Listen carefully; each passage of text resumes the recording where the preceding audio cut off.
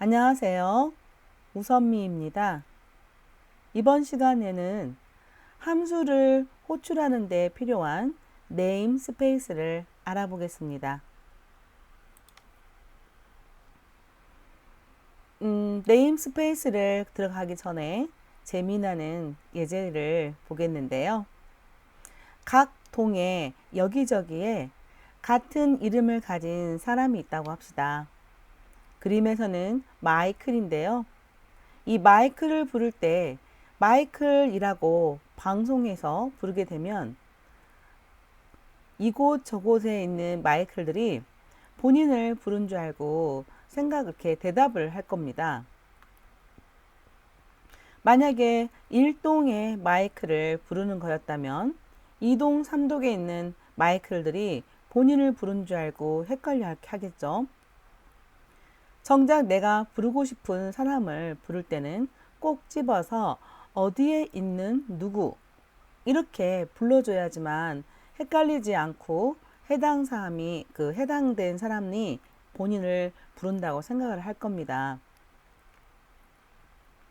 이렇듯 우리가 부를 때, 즉 함수를 부를 때 이거를 함수 호출이라고 하는데요. 함수를 호출할 때 함수의 이름을 사용을 하는데 그 함수가 만약에 다른 곳에도 존재를 한다면 분명히 어디에 있는 함수를 호출한 건지 헷갈려하고 충돌이 날 겁니다. 이러한 것을 방지하기 위해서 나타난 개념이 name space, 즉 이름 공간이라는 개념입니다. 여기서 name이라는 것은 identifier, 즉 식별자를 의미하는데요. 이 식별자들이 충돌이 발생하는 경우를 살펴보면 여러 명이 서로 프로젝트를 나누어서 개발하는 경우에 같은 이름을 사용할 수도 있고요.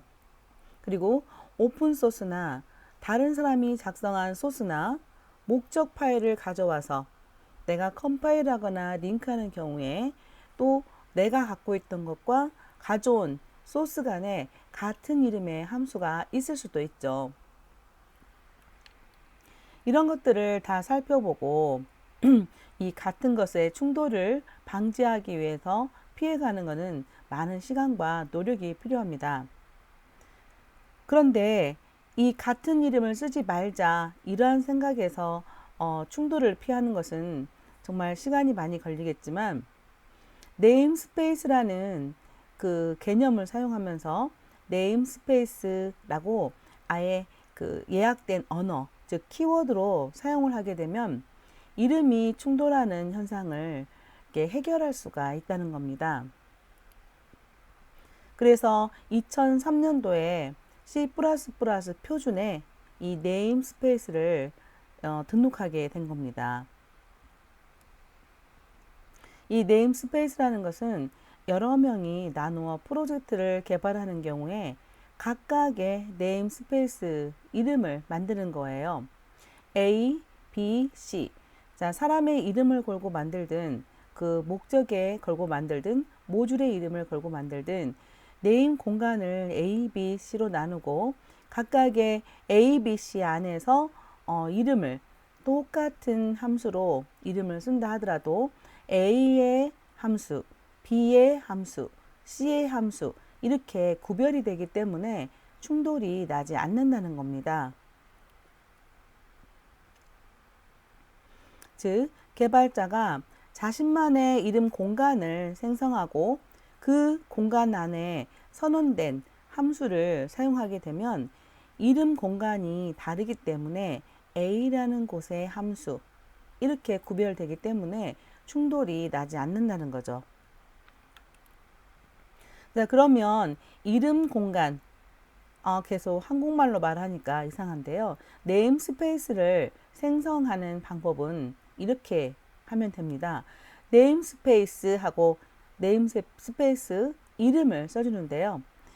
앞에 네임스페이스 하고 시작하는 것은 키워드라고 그랬죠. 즉 문법 용어가 되겠고요.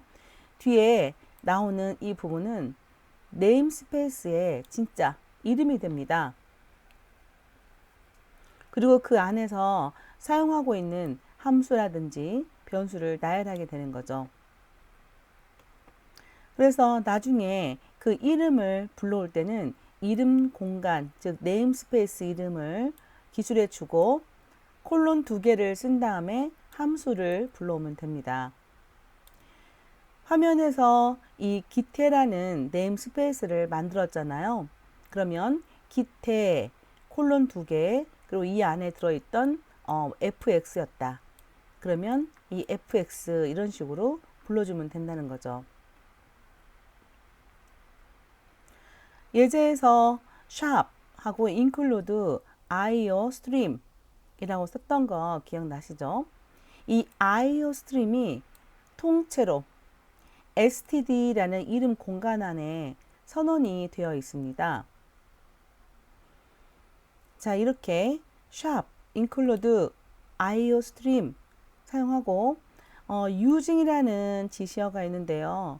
using 그리고 namespace std라고 명시를 한다면 std라는 이름을 가진 네임스페이스 안에 그 선언되어 있던 모든 것들을 그냥 네임스페이스 이름 없이 사용하겠다라고 말을 하는 겁니다. std cout 앞 시간에 썼던 cout 객체 기억나시죠? 출력을 담당하는 객체였잖아요. std cout 그것은 std 공간 안에 선언된 cout을 가져다 쓰겠다는 뜻인데요. 이렇게 지시어를 using namespace std라고 명시를 하게 되면 std cout이라고 안 쓰고 그냥 std 빼고 cout 이렇게 호출해서 불러도 된다는 겁니다. 아직까지 개념이 잘 안 쓰면 다시 설명을 드리겠습니다. 왼쪽에 보면 void f라는 함수가 있습니다. 그리고 오른쪽 상자에도 void f라는 함수가 있죠. 자, void f 하나, void f 또 하나. 이 void f는 각각의 다른 소스에 들어 있습니다. git.cpp라는 소스 파일에 void f가 있고요. 그리고 mic.cpp라는 소스 파일에 void f가 있습니다. 자, 이런 상황일 때 git라는 cpp 안에 메인 함수에서 f 함수를 호출한다고 합시다. 이렇게요.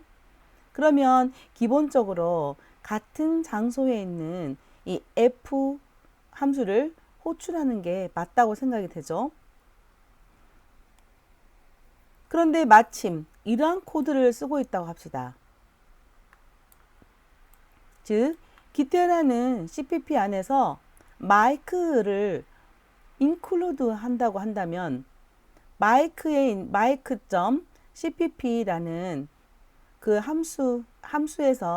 소스에서 선언한 f도 참조를 할 수 있다는 거죠. 이 mic cpp에 있는 f와 git에 있는 cpp에 있는 f가 어떤 f, 즉 여기 메인에서 호출하고 있는 f라는 함수는 도대체 어떤 f인지 헷갈리게 된다는 겁니다. 그래서 컴파일러가 번역을 할 때 헷갈려서 오류를 발생합니다. 이게 이름 충돌이라는 오류가 되겠습니다. 자, 오른쪽에 보면 name 공간 git라고 해서 그리고 name 공간 mic라고 해서 이렇게 네임스페이스를 생성하게 된다면 네임스페이스 git 안에는 f 함수가 있고요. 그리고 네임스페이스 mic 안에는 또 f 함수가 있습니다. 자, 왼쪽 그림을 보게 되면 mic라는 cpp 안에는 f 함수 외에도 g 함수도 있죠. 그래서 이렇게 g 함수도 네임스페이스 안에 만들게 됩니다. 그리고 git의 cpp를 보게 되면 f 함수 외에도 m이라는 함수가 있죠. 그래서 기태라는 네임스페이스 안에도 이렇게 m 함수를 만들어 넣습니다.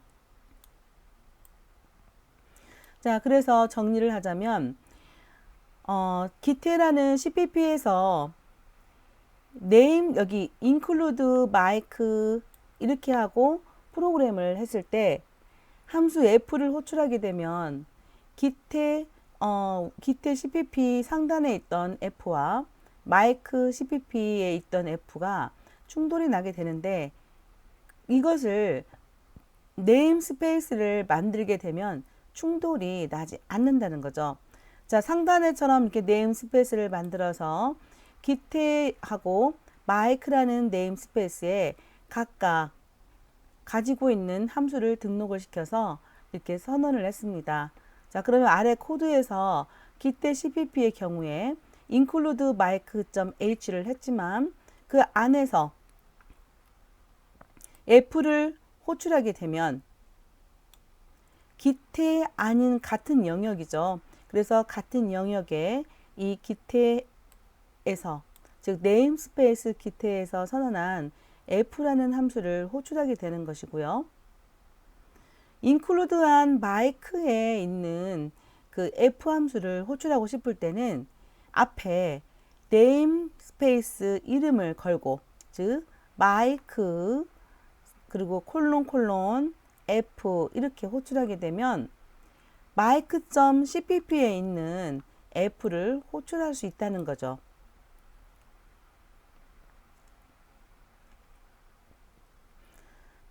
이해되셨어요?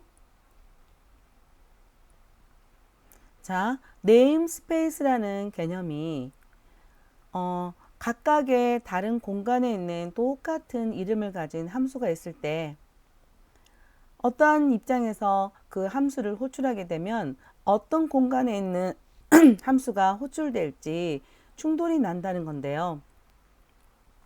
이것을 해결하기 위해서 각각의 다른 공간을 이름표를 붙여놓는다는 겁니다. 그래서 A라는 공간에 이름표 A를 붙여놓고 B라는 공간에 B라는 이름표를 붙여놓고 여기 공간의 이름은 A다. 여기 공간의 이름은 B다. 이런 식으로 등록을 해놨을 때 A라는 공간에 있는 함수, B라는 공간에 있는 함수 이렇게 이 함수의 이름은 같더라도 공간이라는 그게 앞에 식별자로 붙음으로써 서로 다른 함수가 돼서 충돌이 나지 않는다는 겁니다. 이게 이름 그 공간이라는 개념이고 이거를 네임스페이스라는 키워드로 표현을 하고 있습니다.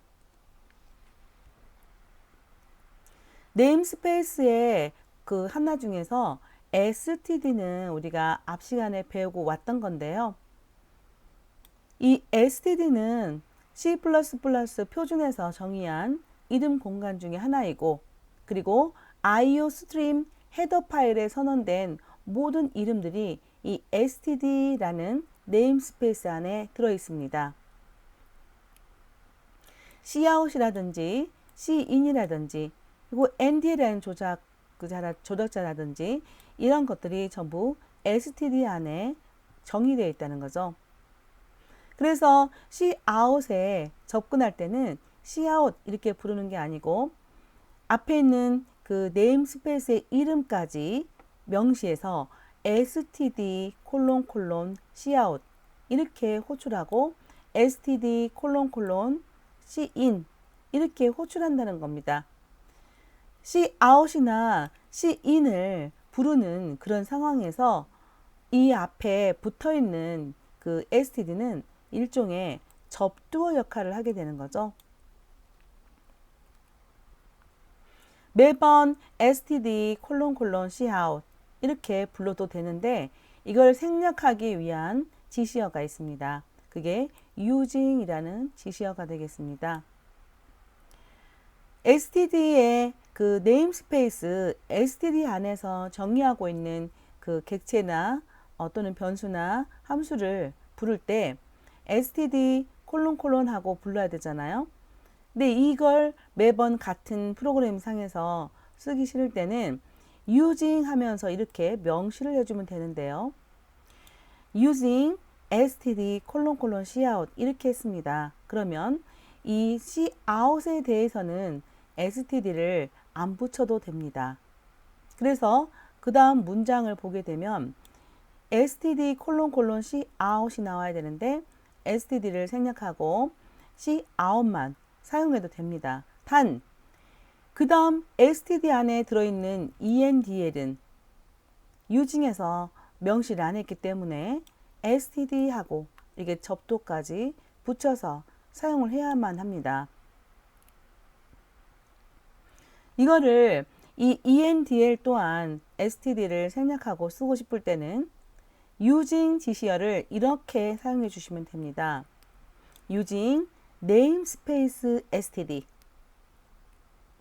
즉 그 namespace라는 키워드를 쓰면서 std라는 namespace 실체를 딱 이렇게 명시해 주면 std라는 namespace 공간 안에 있는 모든 이름들에 대해서 이 std의 접두어를 생략할 수 있습니다.